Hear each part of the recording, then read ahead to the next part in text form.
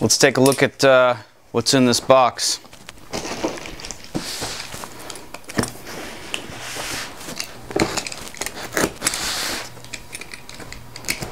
This thing is wrapped up good.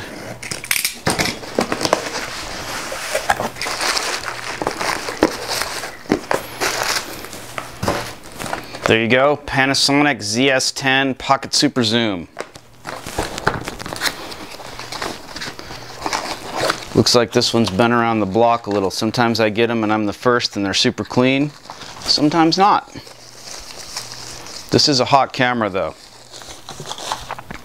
There we go.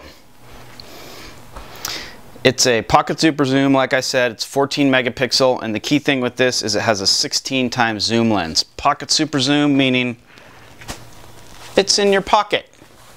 That 16 times zoom lens is equivalent to a 24 to 384 millimeter in the 35 millimeter format, and that's huge. That is a monster of a zoom. Super wide and super long. There's no way I can show you all the features in this camera. It's got a ridiculous amount of stuff on it, and we don't want a 20-minute video. I can't do it and you guys can't sit through it. So anyway, to cover the basic stuff, once again, it's a Pocket Super Zoom, which means that if it's in your pocket and it has this huge zoom lens, it's a 24 to 384 equivalent. That's how far it zooms out. And there's all the way wide. You can take pictures of a group of people in an elevator, a tight shot like that, and then you could also shoot a mountain peak from far, far away. That's why I love these cameras. I haven't had a chance to use a Panasonic touchscreen display camera yet, but they've been putting the touchscreen onto lots of their cameras now. Basically, it works like this. Anywhere I touch the screen, it's going to focus and take a picture. Can't focus on anything right now because there's nothing to focus on, but I have to say, I think that's pretty cool. Also, if I press this button, it'll turn on autofocus tracking. Put this out there and let's see if we can make this work.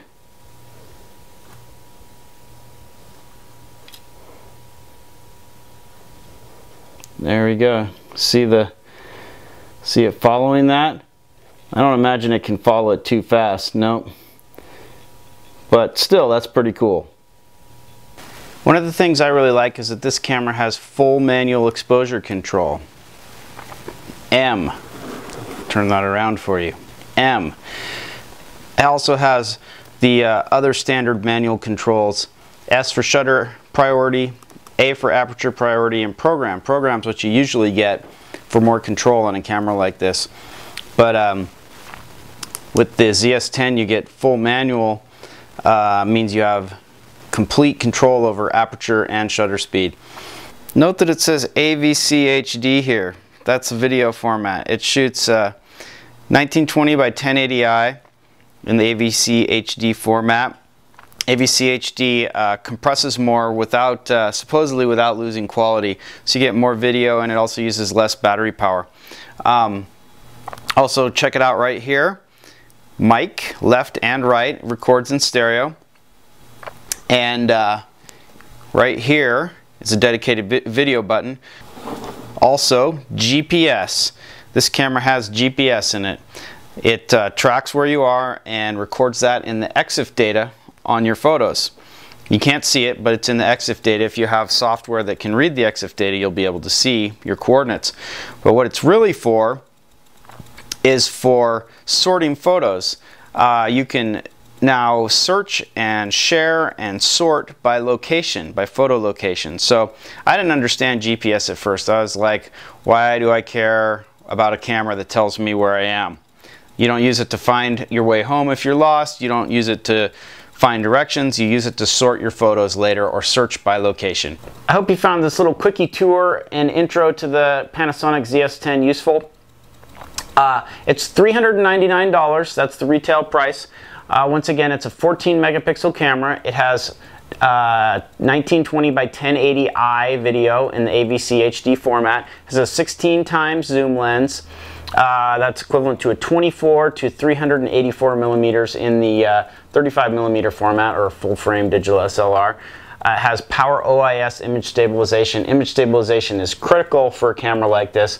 You can't hold the camera still at 384 millimeters of zoom. It's impossible. So you need that mechanical image stabilization. Panasonic does it in the lens by moving the optics. A couple of things that I didn't mention before is it has a 10 frames per second burst rate at full resolution. I shoot a lot of action sports, and that's a big deal to me.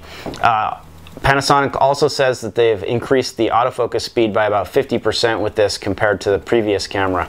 That's the ZS10. That I'll have to test and find out how it works, but that is potentially a huge deal for me. There's also a 3D mode in here. It shoots 2 pictures and combines them into one 3D photo. Panasonic has a TV to sell you that'll display those 3D photos, and there are other 3D viewing options out there as well. I'll be testing this camera on the trail and outdoors and doing all kinds of stuff with it, so make sure to check photography-review.com for the full pro review. This is Photo John. Thanks a lot for watching this video, and I'll see you at the next one.